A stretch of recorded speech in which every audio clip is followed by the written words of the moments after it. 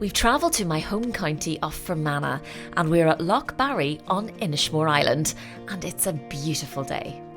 What are you doing in the day, Jane? Well, Liam, it's something I haven't done since I was a wee girl. I'm hoping to catch a fish. When you were a cutty. A cutty, that's a great word. Tell me again what it means. Cutty means a young girl, and you're definitely a young girl, Jane. I sure am. Compared to you anyway, Liam, I've hardly a line on my face.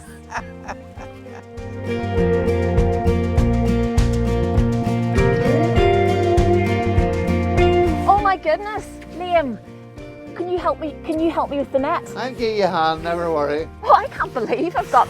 It is like the Loch Ness monster. It's a quare size. It's huge. Liam, I just can't believe my luck getting this big beast. It's a quare size of a fish, Jane.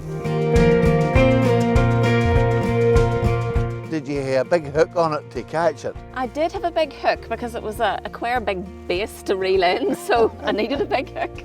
Now, you know the Ulster-Scots hook, while we have that same meaning of a hook that you'd catch a fish with, it also means a bit of a rogue.